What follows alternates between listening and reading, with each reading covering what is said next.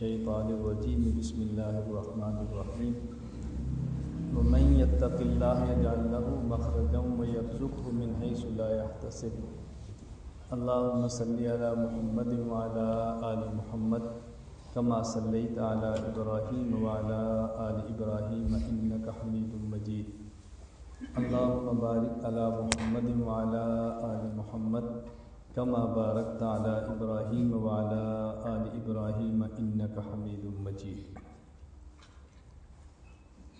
اللہ تعالیٰ نے قرآن کریم میں جو مضامین بیان فرمائے ہیں وہ برحق ہیں۔ ہم سے کبھی کوتاہی یہ ہوتی ہے کہ ہم اس مضمون کو سمجھ نہیں پاتے، اور کبھی کوتاہی یہ ہوتی ہے کہ اس مضمون کو اپنے عمل میں لا نہیں سکتے، یا مضمون سمجھتے نہیں ہیں، یا سمجھتے ہیں تو زندگی میں لاتے نہیں۔ کوئی آدمی سمجھ بھی لے اور اس کو زندگی میں لائے بھی اور اس کے نتائج نہ نکلیں، یہ ممکن ہی نہیں، یہ ممکن ہی نہیں۔ میں ایک مثال دیتا ہوں۔ اللہ تعالیٰ فرماتے ہیں فذکر فإن الذکریٰ تنفع المؤمنین۔ یا ہم مومن نہیں یا یہ قرآن نہیں، فیصلہ کریں۔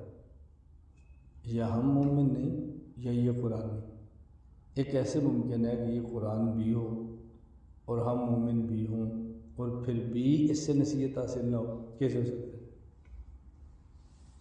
یہ تو ہم کہہ نہیں سکتے کہ یہ قرآن نہیں ہے۔ ہاں، اس پر غور ضرور کرنا چاہیے کہ ہم مومن ہیں یا مومن نہیں۔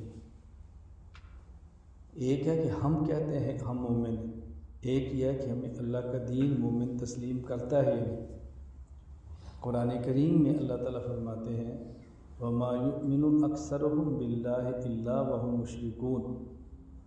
اکثر لوگ ایسے ہیں کہ جو مومن خود کو سمجھتے ہیں لیکن ہیں وہ مشرک، ہیں وہ مشرک۔ تو اللہ تعالیٰ فرما رہے ہیں، تو یہ رکھنا بہت ضروری ہے کہ ہم مومن ہیں یا نہیں۔ اور مومن کا سب سے آسان ترجمہ یہ ہے کہ صحیح العقیدہ ہو، یہ ہے مومن کا معنی۔ مومن اسے کہتے ہیں کہ جس کا عقیدہ درست ہو۔ عقیدہ درست نہیں ہے تو مومن نہیں۔ اگر عقائد قطعیہ سے غافل ہے تو کافر ہے، عقائد ظنیہ سے غافل ہے تو مبتدع ہے، کافر ہے تو مومن ہے ہی نہیں، اور اگر مبتدع ہے تو مومن کامل نہیں ہے۔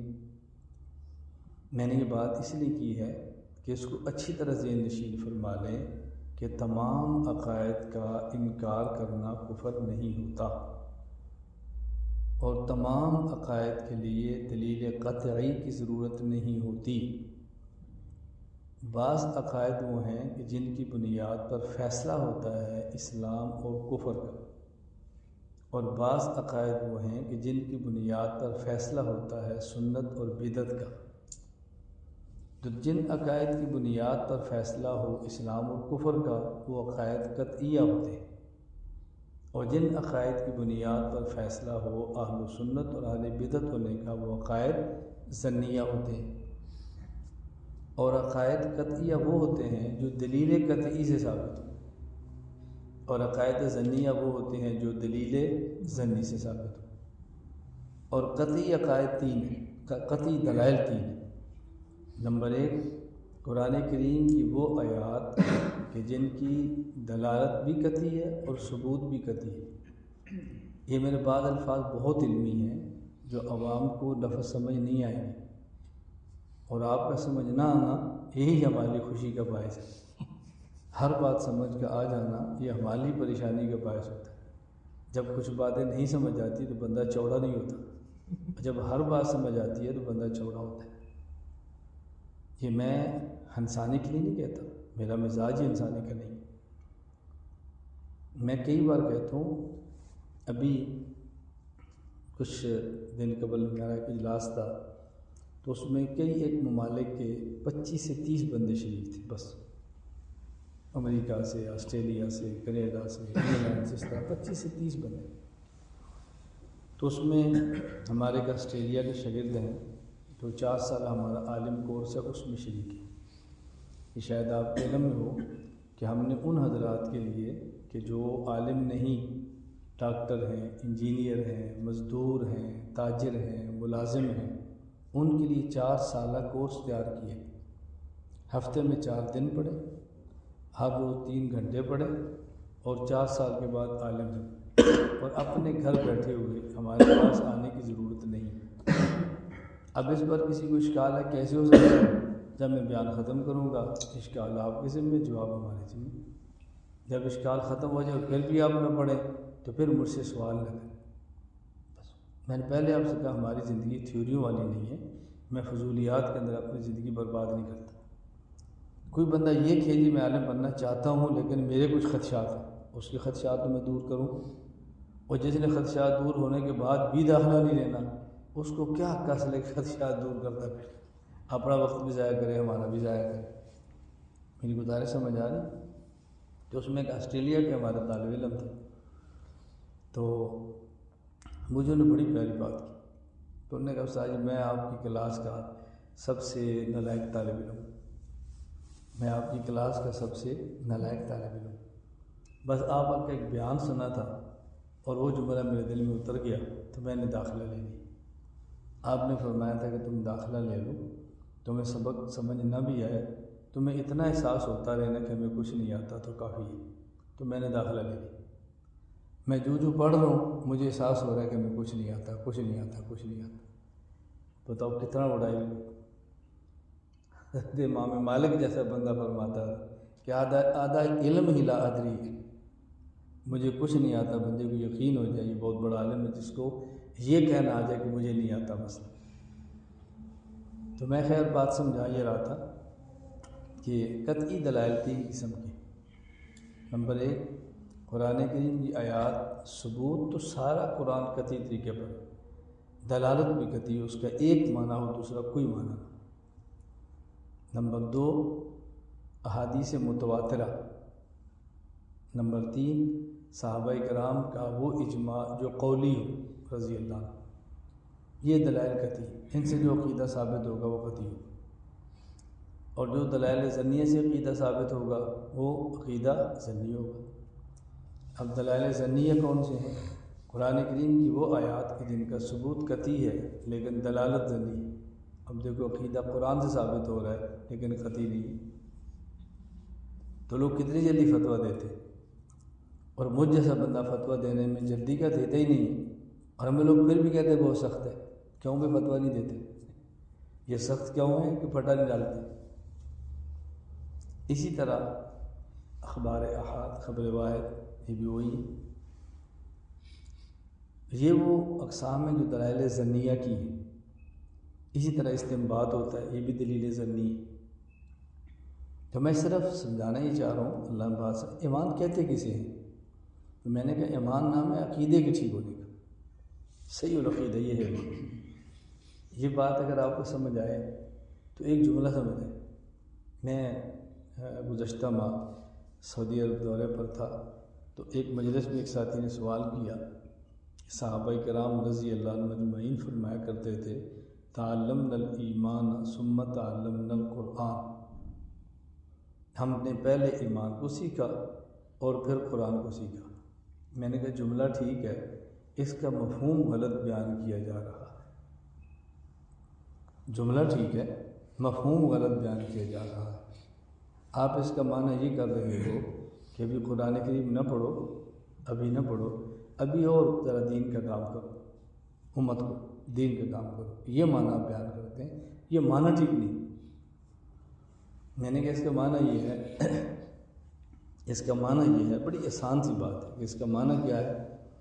اس کا معنی بڑا آسان ہے کہ مثال کے طور پہ یہ ہمارے بھائی بیٹھے ہیں، یہ حافظ بھی نہیں ہیں، یہ عالم بھی نہیں ہیں، میں اگر ان سے پوچھوں کہ اللہ تعالیٰ موجود ہے، آپ کا کیا جواب ہوگا؟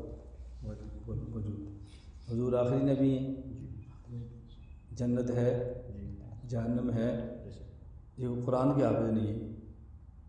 یہ کہتے ہیں تعلمنا الایمان ثم تعلمنا القرآن، پہلے میں نے عقیدہ سمجھا اور مسلمان ہوا ہوں، اس کے بعد پھر میں نے قرآن پڑھنا شروع کیا۔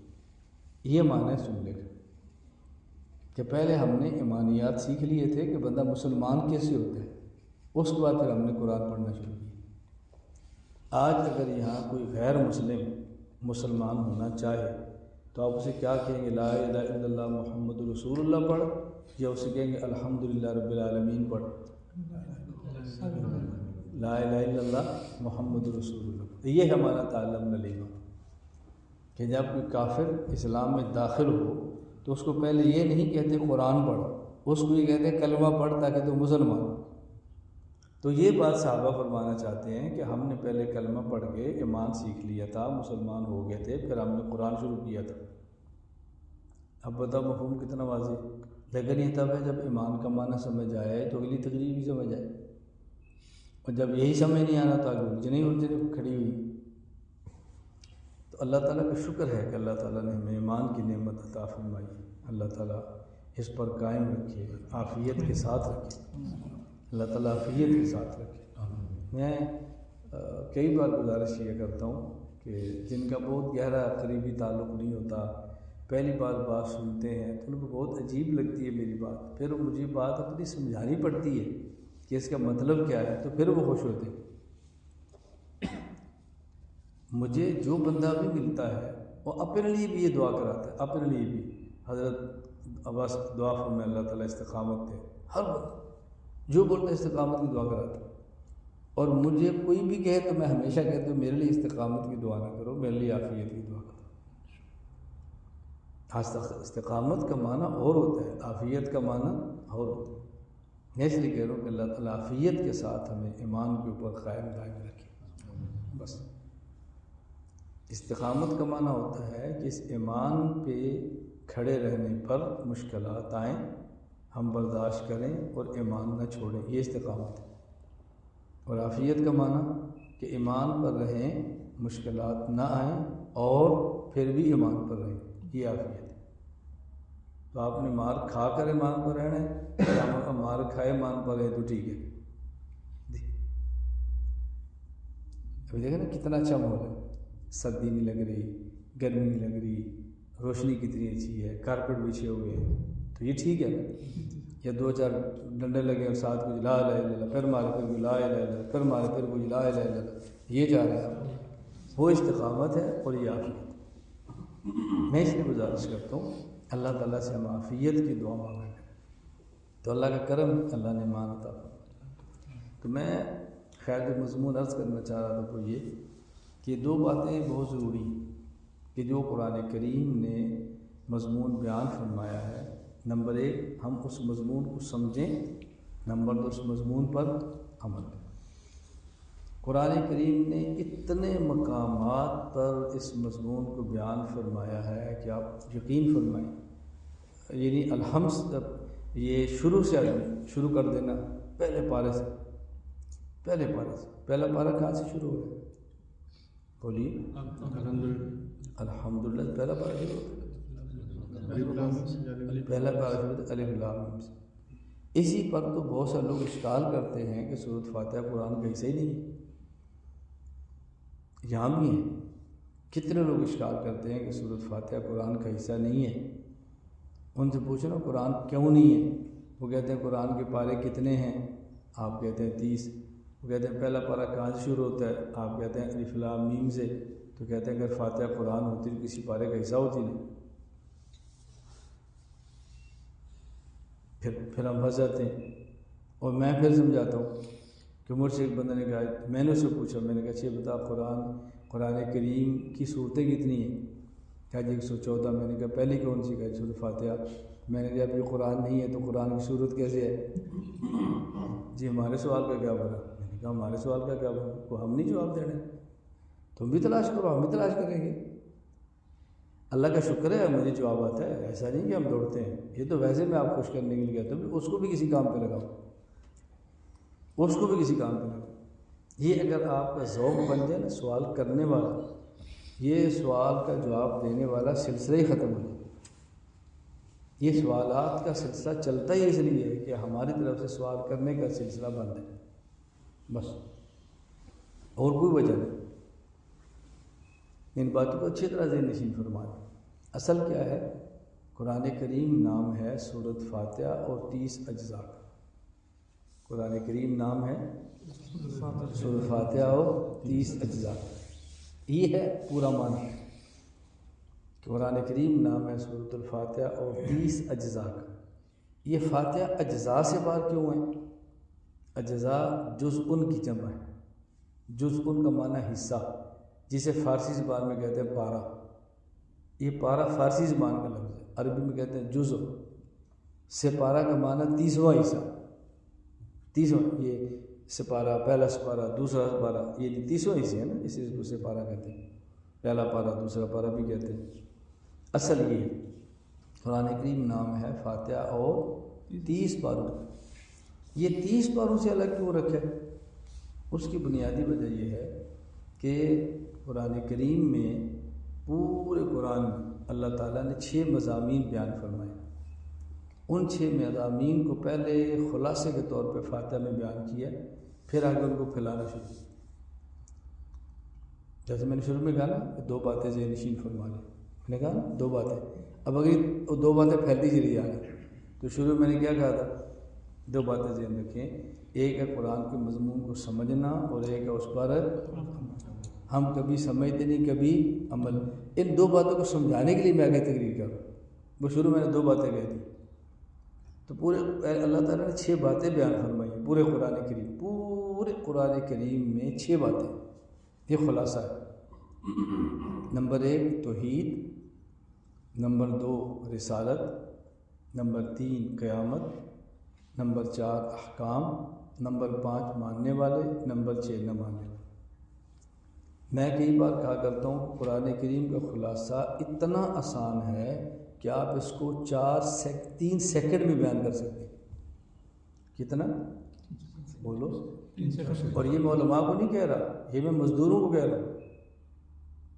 یہ ہے کہ قرآن بہت آسان ہے، قرآن بہت آسان ہے، لیکن کچھ سمجھانے والا، یہ نہیں کہ جس گلیچے چوک میں کھڑے ہو کر کہتے ہیں بہت آسان ہے۔ میں کئی بار کہتا ہوں کہ سیکھنا پڑتا ہے بہت آسان اس کے لیے جس نے سیکھا۔ تیراکی آسان ہے یا مشکل ہے؟ تیراکی آسان ہے یا مشکل ہے؟ کس کے لیے آسان ہے؟ کس کے لیے؟ جہاز چلانا آسان ہے یا مشکل ہے؟ مشکل ہے۔ کس کے لیے؟ جس نے سیکھا نا۔ مشکل ہے جس نے، اور آسان ہے جس نے سائیکل چلانا۔ جی مشکل ہے، سائیکل چلانا مشکل ہے جس نے نہیں سیکھا، اور آسان ہے جس نے۔ تو جس نے سیکھا ہے اس کے لیے جہاز بھی آسان ہے، اور جس نے نہیں سیکھا اس کے لیے سائیکل بھی مشکل ہے۔ تو جس نے سیکھا ہے اس کے لیے قرآن بہت آسان ہے، اور جس نے سیکھا انگریزی کو ہے، سیکھا ڈاکٹری کو ہے، سیکھا کالج کو ہے، اور کہتا ہے آسان قرآن ہے۔ بچپن سے وہ قرآن کے لیے مار کھائے، قرآن کے لیے گھر چھوڑے، قرآن کے لیے دال ساگ کھائے، پھر ہے قرآن بہت آسان۔ ہم کب کہتے ہیں مشکل ہے؟ ہم نے تو کبھی نہیں کہا مشکل۔ میں اس لیے گزارش کروں ان باتوں کو سمجھنے کی کوشش کیا کریں۔ تو قرآن کریم کے بنیادی مضامین کتنے؟ 6۔ نمبر 1 توحید، نمبر 2 رسالت، نمبر 3 قیامت، نمبر 4 احکام، نمبر 5 ماننے والا، نمبر 6 میں پھر کہتا ہوں قرآن کریم کے مضامین 6۔ نمبر 1 توحید، نمبر 2 رسالت، نمبر 3 قیامت، نمبر 4 بولتے جاؤ، نمبر 5 نمبر 6 پھر وہ کتنے مضامین؟ Number 1 number 2 number 3 number 4 number 5 number 6 کتنا سا؟ اب میں گنتا ہوں، آپ گھڑی دیکھیں، 3 سیکنڈ نہیں لگتے۔ توحید، رسالت، قیامت، احکام، ماننے والے نہ ماننے والے، 3 سیکنڈ نہیں لگتے۔ یہ ہے پورے قرآن کا خلاصہ۔ یہ اللہ نے بیان فرمایا سورۃ الفاتحہ میں۔ الحمدللہ رب العالمین کیا ہے؟ یہ کیا ہے؟ توحید ہے نا۔ الرحمن الرحیم توحید ہے۔ مالک یوم الدین کیا مطلب؟ مالک یوم الدین۔ ایاک نعبد و ایاک نستعین، یہ احکام عبادات مسائل، ایاک نعبد و ایاک اہدنا الصراط المستقیم صراط الذین انعمت علیہم، جن پر اللہ نے انعام کیا، ان میں پہلے کون ہوتے ہیں؟ رسول، نبوت آ گئی، رسالت، پھر اس کے بعد صراط الذین انعمت علیہم غیر المغضوب، اب انعمت علیہم ماننے والے اور غیر المغضوب علیہم ولا الضالین ماننے والوں کی ایک ہی قسم ہوتی ہے، نہ ماننے والوں کی دو قسمیں، اس لیے ماننے والوں کے لیے ایک لفظ ہے صراط الذین انعمت، اور نہ ماننے والے دو قسم کے لوگ ہیں، کبھی جاہل، کبھی جن کے پاس علم نہیں، اور بعض علم ہے لیکن ضد اور اناد ہے، جو جہالت کی وجہ سے نہ مانے اسے ضال کہتے ہیں، اور جو ضد کی وجہ سے نہ مانے اسے مغضوب علیہ کہتے ہیں۔ بعض لوگ بات کیوں نہیں مانتے؟ پتہ نہیں، اور بعض کیوں نہیں مانتے؟ پتہ ہے لیکن ضد پہ کھڑے مانتے، اس لیے دور۔ تو میں یہ کہہ رہا تھا کہ پورے قرآن کریم میں اللہ پاک نے 6 مضامین بیان فرمائے، اب الف لام میم سے اس کی تفصیل شروع، اس لیے سورۃ الفاتحہ کو کہتے ہیں ام الکتاب۔ ام الکتاب کا معنی قرآن کا خلاصہ، ام کا معنی ہمیشہ معنی ہوتا، ام الکتاب کا معنی قرآن کا خلاصہ، جڑ، بنیاد، اصل۔ خلاصہ پہلے بیان کیا، پھر اللہ نے تفصیلات شروع کر دی، اور جب تفصیل شروع کی ہے الف لام میم، اس کا معنی کسی کو آتا ہے؟ بولیے، نہیں آتا، تو پھر کیوں نازل کیا؟ تفصیل میں پہلی آیت وہ ہے کہ جس کا کسی کو بھی معنی نہیں آتا، تو پھر فائدہ کیا اتارنے کا؟ لوگ کہتے ہیں ترجمہ پڑھو تا قرآن سمجھ آئے، ترجمہ پڑھو قرآن سمجھ آئے، جہاں سے شروع ہو رہا ہے اس کے ترجمے کچھ سمجھے، سب زور لگانے آتا ہی نہیں ہے، تو لوگ کہتے ہیں جی ترجمہ پڑھو قرآن سمجھ آؤ، اور قرآن کے الف لام میم کرو ترجمہ۔ اللہ نے شروع کرتے وقت سب سے پہلے اس آیت کو نازل فرمایا جس کا اللہ کے نبی کے علاوہ کوئی معنی نہیں جانتا، یہ بتانے کے لیے یہ سمجھ تب آنا ہے اور زندگی میں تب آنا ہے جب پہلے اپنی اکڑ ختم کرو، پہلے جھکو، اپنی عاجزی کا اقرار کرو، اس لیے پھر سمجھ آئے، پہلے اعتراف کرو ہم جائز، یہ پھر سمجھ آئے گا، بات سمجھے؟ آغاز یہاں سے کیا، الف کا معنی نہیں آتا، لام کا معنی نہیں آتا، میم کا معنی نہیں آتا، تمہاری اوقات کیا ہے، ہمارے نبی سے جھگڑتے ہو، تمہاری اوقات کیا ہے، ہمارے دین پہ بحث کرتے ہو، تمہاری اوقات کیا ہے، ہماری ذات پہ بحث کرتے ہو، تم تمہارے الف کا معنی بھی نہیں جانتے، پہلے اعتراف کرو پھر آگے چلو۔ ذالک الکتاب لا ریب فیہ ھدی للمتقین، شروع متقین تھی، میں یہ بات کہہ رہا ہوں، اتنی قرآن کریم کی آیات ہے، آغاز ہی قرآن متقین سے ہے، میں یہ بات کہہ رہا ہوں کتنی جگہ پہ اللہ نے اس بات کا ذکر کیا تقویٰ کا۔ تو دو باتیں، ایک ہے مضمون کو سمجھنا اور ایک ہے سمجھ کر اس پر عمل۔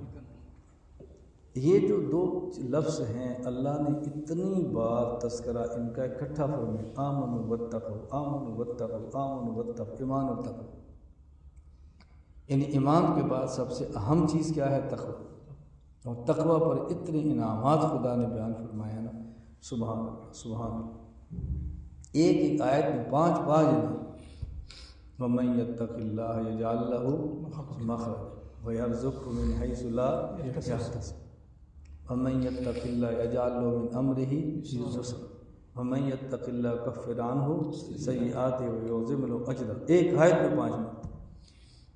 میں نے پہلے کہا تھا کہ یا ہمیں بات سمجھ نہیں آئی، یہ تو ہم کہہ نہیں سکتے نا قرآن ٹھیک نہیں، اللہ فرماتے ہیں ہماری گارنٹی ہے، وَمَن يَتَّقِ اللَّهَ يَجْعَل لَّهُ مَخْرَجًا، جو شخص گناہ چھوڑ دے، جو شخص گناہ چھوڑ دے یا گناہ ہو جائے تو توبہ کر لے، دونوں چیزیں، یا گناہ چھوڑ دے یا گناہ ہو جائے تو توبہ کر، ہم کیا کریں گے؟ پہلی بات وَمَن يَتَّقِ اللَّهَ يَجْعَل لَّهُ مَخْرَجًا، اب یہ بات سمجھیں، اس تقویٰ پر اللہ یہ نہیں فرما رہے اگر تم نے گناہ نہ کیے یا تم نے گناہ چھوڑ دیے، توبہ کر لی، تو ہم تمہارے اوپر مصیبت آنے نہیں دیں گے، مصیبت آنے نہیں دیں گے پھر تو جنت ہوگی نا، جہاں مصیبت نہیں ہوتی وہ تو جنت ہے، یہ نہیں فرمایا مصیبت آنے نہیں دیں گے، مصیبت آئے گی لیکن تمہیں اسے نکال دیں گے۔ وَمَن يَتَّقِ اللَّهَ يَجْعَل لَّهُ مَخْرَجًا، جو تقوی اختیار کرے ہمارا وعدہ ہے، ہماری گارنٹی ہے، ہم اس کے لیے مخرج ایگزٹ اس کو دیں گے، وہ نکل جائے گا، اس مصیبت سے اس کو ہم نکال دیں گے، یہ ہمارا وعدہ ہے۔ تو یہ نہیں فرمایا کہ تقوی اختیار کرنے پر مصیبت آئے گی نہیں، بلکہ فرمایا کہ تقوی اختیار کرنے پر مصیبت آئے گی لیکن مصیبت کو، اور جو دن مصیبت کے ہوں گے وہ اتنے پرکیف ہوں گے، وہ وہی جانتا ہے جو تکلیف کے اندر ہے، اس کیف کو دوسرا نہیں جانتا، اس کی مستی وہی جانتا ہے۔ حضرت ایوب علیہ السلام نے جہاں 7 سال تکلیف کے گزارے ہیں، میں نے وہ جگہ دیکھی ہے، جگہ 7 سال جہاں لیٹ کے گزارے ہیں، میں وہ جگہ دیکھ کر ہے کہ کہاں 7 سال سے تکلیف کے اندر گزارے، کس طرح ہمت سے گزارے۔ تو تقوی کے ساتھ وعدہ مصیبت نہ آنے کا نہیں ہے، مصیبت کے ختم کرنے کا، اور جتنا عرصہ رہیں گے اتنا عرصہ پرکیف رہے۔ وَمَن يَتَّقِ اللَّهَ يَجْعَل لَّهُ مَخْرَجًا وَيَرْزُقْهُ مِنْ حَيْثُ لَا يَحْتَسِبُ، اور رزق وہاں سے دیں گے جہاں سے اس کو گمان نہیں ہوگا، جہاں سے اس کو کوئی گمان نہیں ہوگا۔ حضرت مولانا احمد لاہوری رحمۃ اللہ علیہ بہت پیارا جملہ فرماتے تھے، حضرت فرمایا کرتے تھے کہ اہل علم کو اللہ رزق دیتا ہے لا يحتسب، اور اہل دنیا کو دیتا ہے یحتسب، ان کو وہاں سے دیتا ہے جہاں سے ان کو گمان ہوتا ہے، کمائیں گے تو کھائیں گے، تنخواہ ملے گی تو کھائیں گے، فیکٹری چلے گی تو ملے گا، ملتا ہے ان کو بھی ہے، لیکن یحتسب، کیونکہ ہم فقیروں کو ملتا ہے لا یحتسب، لا یحتسب۔ یہ قرآنی وعدے ہیں، وَمَن يَتَّقِ اللَّهَ يَجْعَل لَّهُ مَخْرَجًا وَيَرْزُقْهُ وَمَن يَتَّقِ اللَّهَ يَجْعَل لَّهُ مِنْ أَمْرِهِ يُسْرًا، ہم آسانیاں پیدا کرتے ہیں، يُكَفِّرُ عَنْهُ سَيِّئَاتِهِ، گناہ معاف کرتے، وَيُعْظِمُ الْأَجْرَ، درجات بلند کرتے۔ اتنے وعدے بیان فرمائے، وَلَوْ أَنَّ أَهْلَ الْكِتَابِ آمَنُوا وَاتَّقَوْا لَكَفَّرْنَا عَنْهُمْ سَيِّئَاتِهِمْ وَأَدْخَلْنَاهُمْ، یہ تو آخرت ہے نا، دنیا کے کیا فرمایا، وَلَوْ أَنَّ مَقَامُ التَّوْرَاةَ وَالْإِنْجِيلَ وَمَا أُنزِلَ إِلَيْهِم مِّن رَّبِّهِمْ لَأَكَلُوا مِن فَوْقِهِم وَمِن تَحْتِهِمْ، اگر یہ تقوی اختیار کرتے آسمان دھانے کھول دیتا، زمین اپنے رزق کے لیے ان کے دروازے کھول دیتی۔ خدائی وعدے، کچھ وقت لگتا ہے، یہاں تک کچھ وقت لگتا ہے، کچھ وقت لگتا ہے، اللہ تعالیٰ بندے کو تھوڑا سا موقع دیتے، آہستہ آہستہ۔ اللہ کا نظام تدریج کا ہے، اللہ کا نظام دفعتاً کا نہیں ہے، اچانک کا نہیں ہے، تدریج کا نظام ہے، اسٹیپ بائی اسٹیپ، آہستہ آہستہ آہستہ، یہ اللہ کا نظام۔ تو میں گزارش ہی کر رہا تھا کہ ان 2 باتوں کا خیال رکھنا ضروری ہے۔ نمبر 1، ہمارے عقائد درست ہوں، نمبر 2، زندگی گناہوں سے پاک گزارے بس، اور گناہ ہو جائے تو پھر توبہ کرے۔ تقوی کا معنی ہرگز یہ نہیں کہ انسان گناہ نہ کرے، گناہ نہ کرنا یہ بھی تقوی ہے، اور گناہ کے بعد اللہ سے ڈر کے توبہ کر لینا یہ بھی تقوی ہے۔ جو گناہ نہیں کرتا اس لیے کہ اللہ سے ڈرتا ہے، اور جو کر کے روتا ہے وہ بھی اس لیے کہ اللہ سے ڈرتا ہے، یہ دونوں ڈرنے والے ہیں، یہ دونوں ڈرنے والے ہیں، نہ کرے تب بھی متقی ہے، اور اگر ڈر کے توبہ کر لے اور اللہ سے گڑ گڑا کے صاف کرا لے پھر بھی متقی ہے۔ تو یہ دنیا میں جتنے لوگ ہیں انبیاء علیہ السلام کے علاوہ یہ متقی ہوتے ہیں، اور نبی معصوم ہوتا ہے۔ نبی اکرم صلی اللہ علیہ وسلم کو خاتم المعصومین کہتے ہیں، خاتم المتقین نہیں کہتے۔ دیکھو نا کتنا فرق ہے۔ خیر میں عرض کر رہا تھا، بات ہم سمجھنے کی کوشش کریں، اللہ ہم سب کو سمجھنے کی توفیق عطا فرمائے۔ مضامین کو سمجھنا بہت ضروری ہے، میں بار بار کہہ رہا ہوں مضامین کو۔ نبی کون ہے؟ معصوم، اور امتی کون ہے؟ متقی۔ معصوم کا معنی یہ ہے، اور یاد رکھنا معصوم اس میں مفعول ہے اور متقی اس میں فاعل ہے۔ اتنی چھوٹی موٹی گرامر تو ہر بندہ ہی جانتا ہے نا۔ متقی کہتے ہیں بچنے والا، اور معصوم بچنے والا نہیں، معصوم یہ ہے جس کو بچایا جائے۔ نبی معصوم ہوتا ہے اور امت کے افراد متقی ہوتے ہیں۔ اس کا معنی یہ ہے کہ نبی وہ ہے کہ جس سے اللہ گناہ ہونے دیتا ہی نہیں ہے، اور امتی یہ متقی ہے۔ یہ گناہ نہیں کرے گا اور کرے گا تو پھر توبہ، کرے گا تو پھر توبہ، کرے گا تو پھر توبہ۔ اب اس کا مطلب یہ ہے کہ گناہ سے ایسا تقوی نہیں ٹوٹتا کہ دوبارہ جڑ نہ سکے، یہ پھر توبہ پھر توبہ۔ تو اگر دنیا میں اپنے احباب میں سے یا کسی بھی شخص کا عیب سامنے آ جائے تو یہ ذہن بنا لیا کریں کہ یہ نبی نہیں ہے، یہ نبی نہیں ہے۔ نبی ہے جس سے کبھی گناہ نہیں ہوتا، یہ تو متقی ہے، اس سے تو گناہ ہوں گے، پھر یہ توبہ کرے گا، پھر ہوں گے پھر توبہ کرے گا، پھر ہوں گے پھر توبہ کرے گا۔ مجھے ایک مرتبہ ایک صاحب نے کہا یہ بات سمجھ نہیں آتی کہ آدمی گناہ کرے پھر توبہ، پھر گناہ پھر توبہ۔ ہمارے مشائخ فرماتے ہیں 100 مرتبہ گناہ کرے اور 100 مرتبہ توبہ کرے، سمجھ نہیں آتی۔ میں نے کہا بس اوقات انسان گاڑی پر بیٹھا ہوتا ہے اور اچانک 120 کی رفتار پر جانے والی گاڑی کو کوچ اتنی زور سے ڈرائیور بریک مارتا کوئی چیز آگے آتی ہے کہ گاڑی الٹتی الٹتی بچ جاتی ہے، تو میں نے کہا اس کو دل سے توبہ نکلتی ہے کہ نہیں؟ کہا جی نکل جاتی ہے۔ تو میں نے کہا جب پھر گاڑی چل پھر VCR چلے پھر دیکھنے کو دل کرتا ہے۔ میں نے کہا اگر اسی گاڑی کا پھر حادثہ ہو جائے پھر؟ کہا جی پھر اللہ اللہ کرتے ہیں۔ تو میں نے کہا تھوڑی دیر بعد پھر کیا ہوتا ہے؟ یہی معاملہ۔ اگر 14 گھنٹے کی جہاز کی فلائٹ ہو نا اور یہ کھڑکھڑا جائے تو کیسے اللہ اللہ ہوتی ہے، اور جب گھنٹے بعد ٹھیک ہو جائے تو پھر کیسے فلمیں شروع ہو جاتی ہیں، 2 گھنٹے بعد پھر لڑکھڑانا شروع ہو جاتی، پھر توبہ ہو جاتی ہے۔ میں نے کہا مشائخ کی باتیں آپ کو سمجھ نہیں آتی، اپنے مشاہدات سے عقل سے سیکھ لیا کرو بات، تو دنیا کا ماحول ہے۔ میں یہ بات اس لیے گزارش کر رہا ہوں، یہ اہم بات کیا ہے؟ نمبر 1 عقیدے کا ٹھیک کرنا، نمبر 2 گناہوں سے بچنا۔ گناہ ہو جائے تو انسان توبہ کرے، گناہ ہو جائے تو توبہ کرے، اور اگر گناہ کسی کا دیکھ لے تو اس گناہ کو فاش نہ کرے، اس پر پردہ ڈالے، اس کے بارے میں دل میں کبھی بھی کدورت نہ لائے۔ وہ نبی نہیں ہے نا، امتی ہے نا، اسے تو ہونے ہیں، ٹھیک ہے، ایک کا پتہ چل گیا ایک کا نہیں چلا۔ شیخ الاسلام حسین مدنی رحمہ اللہ تعالیٰ ایک مجلس میں تشریف فرما تھے، جیسے بھی ہم بیٹھے ہوئے تو اچانک ایک آدمی آیا، اس کی ذرا بڑی بڑی مونچھیں تھیں، تو مجلس کے اندر حضرت رحمۃ اللہ علیہ کا قد بھی اچھا تھا، سید بھی تھے اور آنکھیں بھی موٹی تھی، تو حضرت نے نگاہ بھر کے اس کو دیکھا، حضرت نے ناراض ہو کر نہیں ویسے ہی دیکھا، تو اس نے وہی کھڑے کھڑے کہا مولوی کیا ہمیں دیکھا ہے، تو بھی گناہ گار ہے ہم بھی گناہ گار ہے، تو داڑھی رکھ کے گناہ گار ہے ہم اڑا کے گناہ گار ہے، گناہ تو دونوں ہی کریں۔ ہم نے اٹھ کر فرمایا کہ تو مجھے صحیح سمجھا، فرمایا تو صحیح سمجھا۔ پھر فرمایا کہ میری داڑھی نے کتنے گناہ چھپا لیں گے، اس بیچارے کی داڑھی نہیں ہے تو اس کی گناہ نظر آ رہے۔ میں اس سے گزارش کرتا ہوں کبھی بھی کسی شخص کا کوئی عیب سامنے آئے اس کو دفنانے کی کوشش کریں، اس کو دبائیں، اس کو ختم کریں۔ مجھ سے تو بحمد اللہ تعالیٰ ہزاروں افراد کا اصلاحی تعلق ہے اور کئی ممالک کا ہے، لوگ پوچھتے ہیں، وہ بس اوقات کسی کو گناہ کرتا دیکھتے ہیں، اس کے بارے میں پھر دل کو کیسے سمجھائیں؟ میں نے اس کے بارے میں دل کو سمجھایا کہ یہ نبی نہیں ہے، یہ غیر نبی ہے، اس کو کل بخار چڑھا تو اس نے توبہ کر لینی ہے، کوئی چوٹ لگی تو توبہ کر لینی ہے، اور جب ہوگی تو اللہ نے معاف کر دینا ہے، میرا کیا بنے گا؟ پھر اللہ کے نبی صلی اللہ علیہ وسلم کا ارشاد ہے انما الاعمال بالخواتیم۔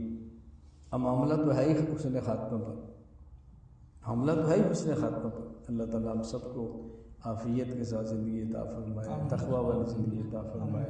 تو بس میں نے 2 ہی آپ کی خدمت میں گزارش کی ہے، ہم 2 چیزوں کا بہت زیادہ خیال کریں۔ نمبر 1 عقائد کو سیکھیں، عقائد کو درست کریں۔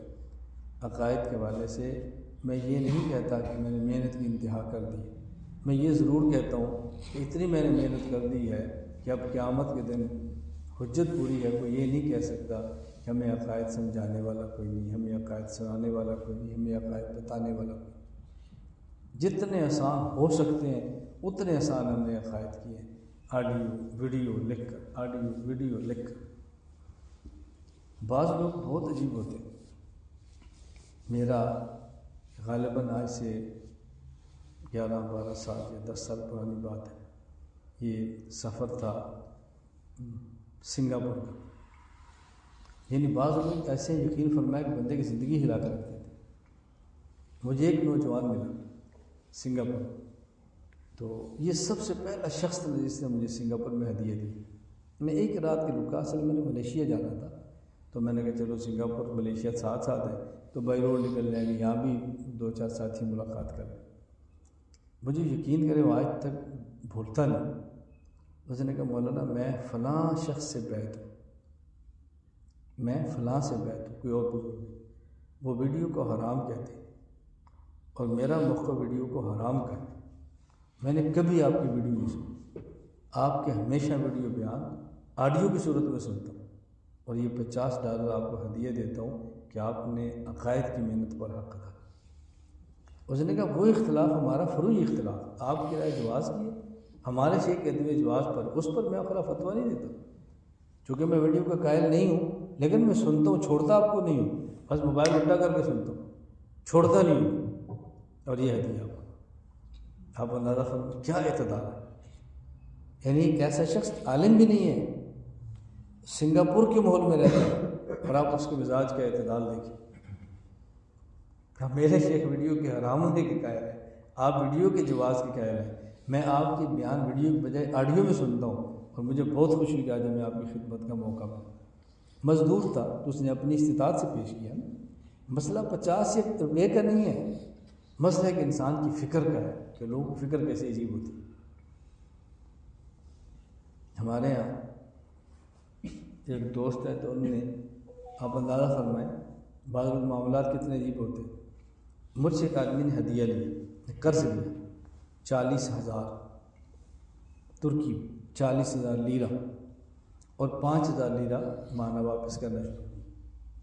15,000 لیرہ واپس تھے تو غالباً 2 ماہ گزرے نہیں تھی، ایک قسط نہیں دی، 2 قسطیں نہیں دی۔ اس ماہ شروع میں یا گزشتہ ماہ میں مجھے اب یاد نہیں ہے، میرے موبائل میں نا ان کی طرف سے پیسے آئے اور رسید بھیجی، تو میری عادت تھی میں 40 آئے تو میں پیچھے 35 لکھ دیتا، 35 آتے میں یہ لکھ دیتا، وہ بھی لکھ دیتے بغیر میں بھی لکھتا، تو انہوں نے بھی نہیں لکھا، تو میں نے 15 کو دیکھتے ہی میں نے 14,000 واپس لکھ دیا کہ آپ نے 1,000 دے دیے۔ پھر ان کا میسج آیا، اندازہ کریں ان کا میسج، مجھے اس نے کہا کہ آپ نے میسج دیکھا نہیں، آپ نے جلدی میں جواب لکھے، میں نے آپ کو 1,000 نہیں بھیجا، 1 لیرہ بھیجا، 1,000 نہیں بھیجا، 1 لیرہ بھیجا، کیونکہ میرے موبائل میں نے آپ کو مانا پیسے دینے تھے، میں مالی حالات کمزور بنیاد پر نہیں دے چکا، تو آپ والا میسج بہت نیچے چلا گیا تھا، اس کو سامنے رکھنے کے لیے میں نے 1 لیرہ بھیجا ہے تاکہ وہ اوپر رہے، مجھے پتہ چلے کہ میں نے آپ کو پیسے دے دیے۔ اندازہ فرمائیں، یعنی آپ دیکھیں نا بندے کی فکر اور سوچ دیکھیں، بندے کی فکر اور سوچ دیکھیں۔ میں آج بھی آیا ہوں، گاڑی ان کو دے کر آیا 15 دن کے لیے، ایک دن 15 دن کے لیے، پیٹرول ٹینکی فل کرا یہ آپ رکھو، میری گاڑی آپ استعمال کرو، میں آؤں گا تو لے لوں گا۔ یعنی ہمارا تعلق بہت گہرا ہے، ایسا تعلق نہیں ہے کہ جو 2-4 ہزار یا 2-4 لاکھ سے ٹوٹنے والا ہے، بہت گہرا تعلق۔ میں ایک فکر بتا رہا ہوں کہ فکر اور سوچ کیسی ہوتی ہے، یہ جب احساس بندے کے اندر جاگتا ہے تو پھر ہی بندے کو مزہ آتا ہے۔ تو میں وہ گزارش کر رہا تھا کہ ہم عزم کریں، ہم نے اپنے عقائد ٹھیک رکھنے ہیں، ہم نے اپنے عقائد، میرے لفظ سن کر کریں، میں یہ نہیں کہتا ٹھیک کرنے ہیں، میں کہہ رہا ہوں اپنے عقائد ٹھیک رکھنے ہیں۔ ہمارے عقائد ٹھیک ہوتے ہیں اور دائیں بائیں سے خراب ہو جاتے ہیں، اور دائیں بائیں نہیں جائیں گے تو عقائد ٹھیک رہیں گے۔ میں اس لیے کہہ رہا ہوں کہ عقائد ٹھیک رکھنے ہیں اور آئندہ نسلوں کے عقائد ٹھیک رکھنے ہیں انشاءاللہ۔ اس پر آپ کھڑے ہو، کوئی اس پر لڑائی نہیں ہے، کوئی اس پہ جھگڑا نہیں ہے، کوئی اس پہ پھڈا نہیں ہے، کوئی اس پہ فساد نہیں ہے۔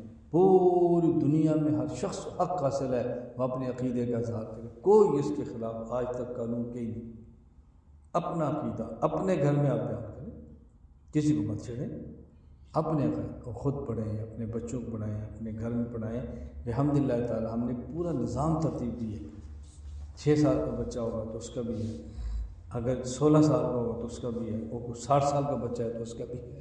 ہم نے سارے بچوں کی ترتیب لگا رکھی ہے، 60 سال کا ہی بچہ کسی کا ہوتا ہے نا، آپ نے سنا ہی ہے نا رسول اکرم صلی اللہ علیہ وسلم کے بعد ایک صحابی ہے تو کہ یا رسول اللہ میں نے جہاد میں جانا ہے تو مجھے آپ اونٹ دیں اور میں تمہیں اونٹ کا بچہ دوں گا.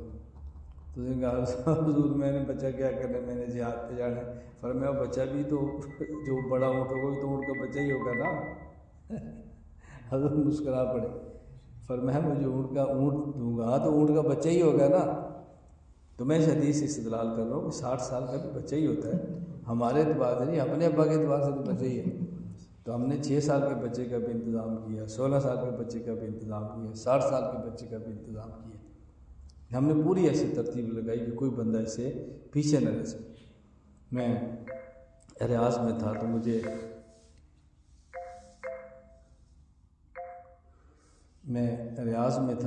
تو مجھے ایک صاحب نے وہاں پہ کہا کہ مولانا ہم بڑے ہیں, عمر زیادہ ہے, تو بچوں کو پڑھنا چاہیے, اب ہم کہاں پڑھیں گے. میں نے کہا یہ آپ والی منطق اگر صحابہ حضور کے سامنے پیش کرتے تو ہمارے پاس تو دین ہی نہ پہنچتا. ہر صحابی یہی کہتا ہے یا رسول اللہ ہمارے بچوں کو پڑھا لو, اب تو بڑے ہو گئے, تو ہمارے پاس تو دین ہی نہ تھا. وہ تو بڑے بڑے صحابہ نے پڑھا تھا تو ہمارے پاس دین آ گیا تھا, چھوٹے چھوٹے تو بہت کم تھے رضی اللہ تعالیٰ. میں نے کہا کیوں شیطان کی پٹیوں پہ چڑھ گئے ہو, کیا ہو گیا آپ کو. آپ پڑھ کے تو دیکھو, داخلہ لے کر تو دیکھو, کورس میں شرکت کر کے تو دیکھو, احساس تو ہوگا بھی کتنا آسان, اتنا مشکل نہیں ہے, کیوں اس الجھن کے اندر پڑے. خیر میں عرض کر رہا ہوں کہ ہم نیت کریں کہ انشاءاللہ اپنے عقائد کو ٹھیک رکھیں گے, عقائد کو سیکھیں گے, عقائد کو یاد کریں گے, عقائد کو پھیلائیں گے اور تقوی والی پاکیزہ زندگی کے ساتھ جئیں گے انشاءاللہ. یہ بڑی پیاری زندگی ہے, بہت پیاری زندگی ہے, یہ بہت لطف زندگی ہے. ہمارے شیخ شاہ کی مخترہ مولا فرمایا کرتے تھے کہ جب انسان کو خارش ہو تو وہ چاہتا ہے میں اس کو خارش کروں, تھوڑی دیر رک جائے تو پھر اس کے بعد اس کے مزے دیکھیں. جب گناہ کا تقاضا پیدا ہو تھوڑی دیر بھی رک جائیں, پھر دیکھیں مزے کیا آتے ہیں. بوقت خارش اس کے تقاضے پہ عمل کریں گے تو پھر اسے جو پی نکلنی ہے خارش اور بڑھ جائے. اسی طرح گناہ کے تقاضے پر جب گناہ کریں گے تو پھر اس بیماری نے بڑھنا ہے, کم نہیں. ایک بار ذرا اس خارش کو روک لو, جب یہ ٹھیک ہو جائے گا نا چنبل, پھر جینے کا مزہ ہے. اللہ مجھے اور آپ سب کو بات سمجھنے کی توفیق عطا فرمائے. الحمدللہ رب العالمین والصلاۃ والسلام علی رسولہ وعلی آلہ وصحبہ اجمعین. ربنا آتنا فی الدنیا حسنۃ وفی الآخرۃ حسنۃ وقنا عذاب النار. ربنا ظلمنا انفسنا وان لم تغفر لنا وترحمنا لنکونن من الخاسرین. رب اغفر وارحم انت خیر الراحمین. اے اللہ ہمارے گزشتہ گناہوں کو معاف فرما دے, آئندہ کے لیے ہماری حفاظت فرما دے. اللہ ہمیں اور ہماری نسلوں کو دین کی مقبول خدمت کی توفیق عطا فرما دے. یا اللہ اس مجلس والوں کو قبول فرما, اس گھر والوں کو قبول فرما. اللہ ہمارے شرور سے حفاظت فرما.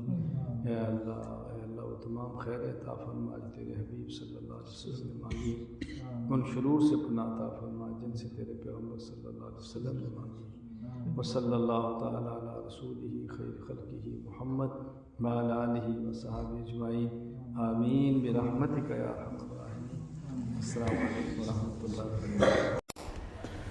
Thanks for watching. Don't forget to like, comment, share and subscribe to Al Wahid channel.